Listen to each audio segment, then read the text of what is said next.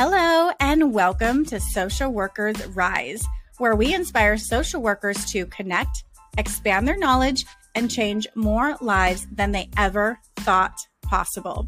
We will talk everything social work on every level from micro to macro.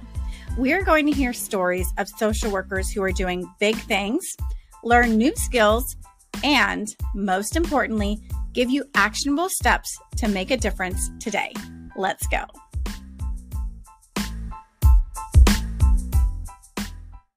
Hello and welcome to another episode of Social Workers Rise. Today, I'm going to talk about what you can do with a bachelor's in social work. This is a hot topic because a lot of us get our bachelor's and now we're like, what the heck do we do? It feels like we don't qualify for anything. So I'm going to give you some tidbits and share with you about what I did. But first, if you don't know who I am, that would be helpful. My name is Catherine, and I am the host of the Social Workers Rise podcast. I am a mental health therapist, a social worker, a podcaster, a professional mental health speaker, and this year, drumroll, a author. So I'll be having a book that I co-authored coming out February. And this is really exciting because it's where I get to share my personal stories around overcoming trauma, natural disasters, and overall people just telling me that I'm not likely to make it. Just haters that are telling me your dreams are way too big, Catherine. You need to just simmer down and just be happy like the rest of us. And the rest of them weren't happy, by the way. But I share about what I have overcome and the 3 pillars that I've had in my life that you probably also have in yours that are really going to be vital for you to overcome those odds, for you to say no to those haters, and for you to actually succeed, to be that top percentage of people who overcome and succeed. So I'm really excited about this. We're going to be diving deeper into this topic as the weeks come up on the podcast. And speaking of the podcast structure, we're doing something a little bit different this year. And I'm taking it week by week because this is essentially doubling my workload, but I think it'll be worth it. And I hope that you stick with me through it because I surveyed my audience in December of 2023. And I asked you all, what's going on? What are your goals for 2024? What do you hope to accomplish? What are the challenges to these goals? And overwhelmingly, you all told me that you feel financially strapped, that finances and getting a new job is at the top of your list. Right behind that is self-care and finding balance. And what you need most includes clinical skills. And you love hearing interviews from social workers here on the podcast. So while I also love hearing the interviews too, I'm adding in a short episode on Thursdays. I'm calling it Clinical Thursdays, where I'm breaking down clinical modalities and just making them easy to digest.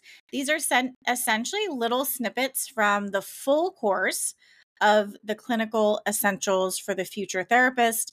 This is a course that I have developed with a colleague of mine that goes over all of these foundational skills that you need as a clinical social worker, including assessment, psychosocial assessments. How do we do those?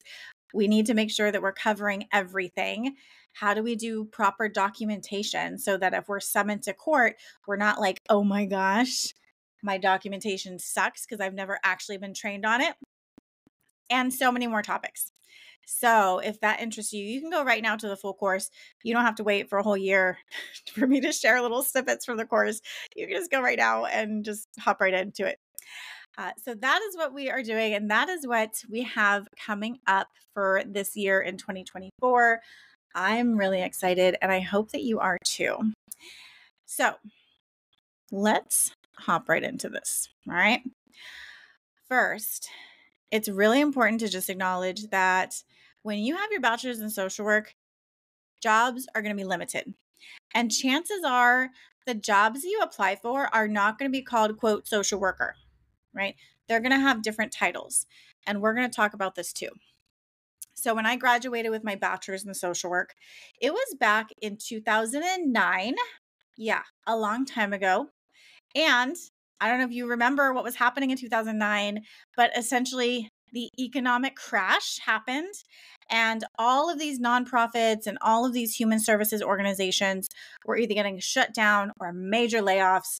And it was it was really freaking hard to get hired anywhere when you're competing with these other social workers who have a license. And here I am with my bachelor's degree, like, hey, hire me. Right. It didn't work so well. And there's things that I wish I knew back then that I know now that will definitely help you going forward. So if this is you and you have your bachelor's in social work and you're having a hard time finding a job, just know that I feel you. I have been there too. And what ended up happening is I graduated in May with my bachelor's and I was applying to social work jobs. Oh my God, I can't even tell you how many jobs I applied for. But it wasn't until February or March of the next year that I actually got an interview and I actually got hired. So just keep doing it. Keep submitting those applications. Keep going in for the interviews. If you need more support, there are job coaches out there that will specifically help you with the wording so that you get more interviews. You can beef up your LinkedIn account so that you can really establish yourself as an expert in social work, right?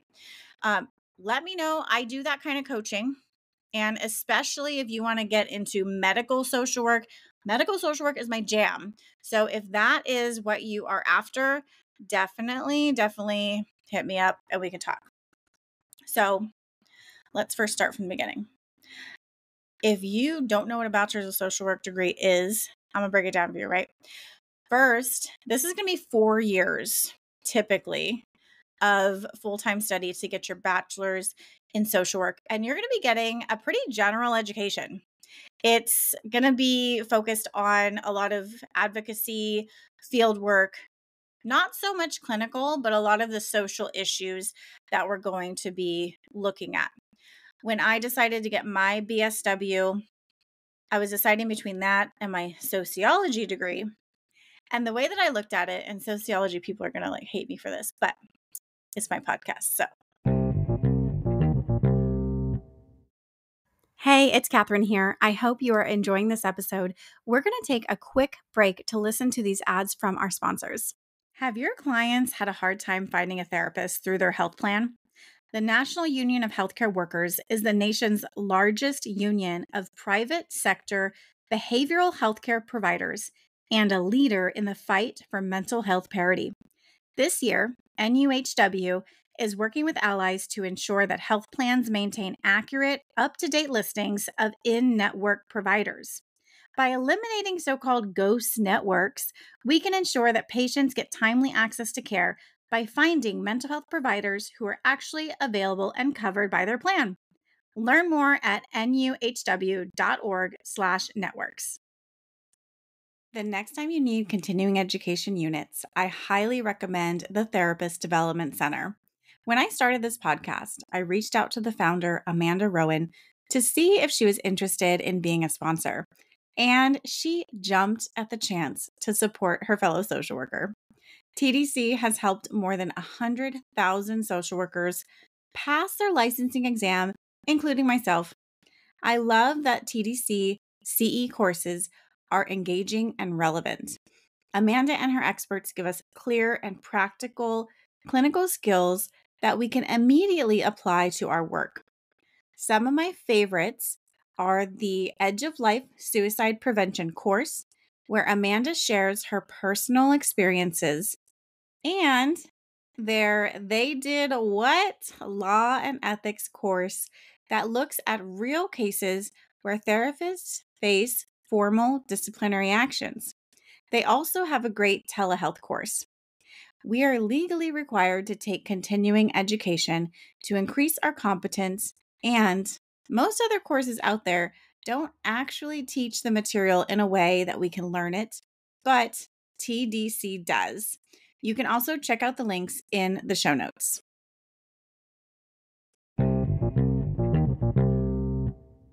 when I saw the differences between social work and sociology, I said, okay, so sociology is kind of like looking at a fish tank from the outside, studying it, taking notes of the water temperature and when fish die and when they thrive, blah, blah, blah.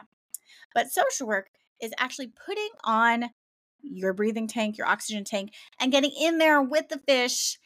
And so the surroundings, right? Like you have the sociology understanding of the systems and the water and the temperature and all these things, but you're actually in there doing the work with the fish. You're in there doing the empathy, like, wow, it is really freaking cold in here, right? So that was the difference that I kind of internalized for myself of why I wanted a bachelor's in social work, because I wanted to learn about the social problems, but I wanted to do more than just know about it. I want to be able to fix it. I wanted those tools, those interventions that can really truly help people, right? So that was my goal. And if you are in this field of social work, you are in a growing field. The Bureau of Labor and Statistics says that social work is projected to grow faster than other industries at a rate of 7% from now until 2032. So for the next good amount of years, we're going to be growing. And there's going to be 63,000 openings for social workers each year on average, right? And let's talk about the salary. So I was doing some research on the salary for social work and specifically focusing around bachelor's level social work, because that's what we're talking about today.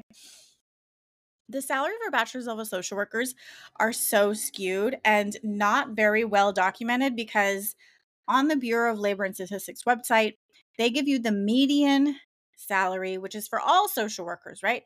With the bachelor's all the way up to a license and a doctorate degree. So with that said, the median wage for social workers is a little over 55,000 in May of 2022, right? And then there's another website called PayScale, and they said that graduates with a bachelor's in social work make approximately 56,000 per year. So you're looking at the 50s here with the bachelor's in social work. You can make more if you know how to work yourself right, market yourself, meet the right people, network, and it's very easy to make less, which is why we have such a bad reputation. And there is a bad toxic culture of underpaying social workers for the value that we bring. So that is it, just kind of an overview of the salary here and what you can expect. Here is the juicy stuff. So there's some jobs, and I'll kind of go over some lists of jobs, but I really like stories here. I feel like stories are way more entertaining than me reading a list off to you. So I'm going to put a link to this list, or you know what I'm going to do? Join the Friday resource email list, and I'm going to send this out to my email list on the Friday after that this episode is released, which is going to be on, sorry, please hold for a moment. So on January 19th, I'm going to send out the jobs for the bachelor's in social work that you can get, the full list that I have here. So make sure to join the website or the email list if you want that full list. So just quickly, the jobs are also going to depend on where you're located and the laws in your state. For example, I saw on the internet that a school social worker can have a bachelor's in social work. Where I'm located in California in the United States, that is not the case. You have to be licensed with an extra credential to be a school social worker. So again, this depends on your locations and your state. So look into these. This episode is meant to inspire your creativity for the different types of jobs and agencies that you can look into and that you can apply for. So just kind of overview the big ones: case manager, child welfare, adult protection services, care worker, caseworker, community outreach worker. Let's see, employment services specialist, program assistant. I'll tell you what I did. So through my bachelor's program, I was a resident service coordinator. And what this person does is they typically work on site in some sort of setting, whether it's a shelter or a group home or some place that people live. So my particular setting was I worked in two with this company. So I worked in an affordable senior housing facility. And then I also worked in affordable family housing facility where in these different places, working with older adults and working with children, I oversaw the residential program that included a holistic approach, right? So, exercise, we had an after school program. For the seniors, we would do socialization and engagement and a community garden. So, all of these different things in one place. I liked the resident service coordinator position because it was a very good mix of micro, working individually one on one with the people and the children and the parents, and also meso, working as a community. So holding community meetings, thinking about policy development for my center, right? The rules around that. And then also macro, because it was important that I understood the laws governing affordable housing and the laws that are coming that are impacting the quality of life for my residents, right? So it was a really good mix of the micro, macro, and meso.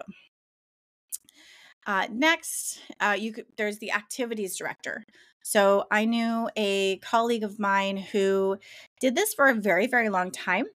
And this is really big at facilities. So rehabilitation centers, specialized schools, maybe people that need care and they're living someplace. So this is where you're able to just run the activities and workshops and entertainment that bring your clients joy and benefit them in some sort of psychosocial way, right? The other one is the health educator. I did this for a while also as I was getting my bachelor's degree, where my local food bank had a program specifically geared towards helping low-income Latinos eat healthier, right? So we're giving out this food, they're getting their food stamps, and it's important that we're trying to give them the resources that they need to make healthier decisions. We would hand out cookbooks. We would go to the local grocery stores and community centers and do food demonstrations there. So this one was very meso focused because it was a lot of community talk, working with community leaders, organizing different events. But there was some micro going on as well, where we're working individually. We're talking directly with clients. We're helping them, listening to them, things like that. So I hope this overview was helpful. This is not a comprehensive list because jobs as social workers are growing every single day, and I learn about new jobs every single day. But hopefully this can give you a starting point to jobs to look for when you have your bachelor's in social work. So with that said, if this has helped you, please, please, please go ahead and share this with your colleague or your friend, because we are not about gatekeeping of information around here. We want to share the resources, share the knowledge, especially if they are having a hard time just looking and applying for jobs and they're kind of lost as to what kind of job titles to do, then this may be the hope that they need. So please go ahead and text this to a friend. With that said, all the links that I mentioned are in the show notes. And on Thursday, we're going to be talking again, a follow-up about doing assessments with your clients and the importance that even one visit can have on the life of your clients. I'll talk to you on Thursday.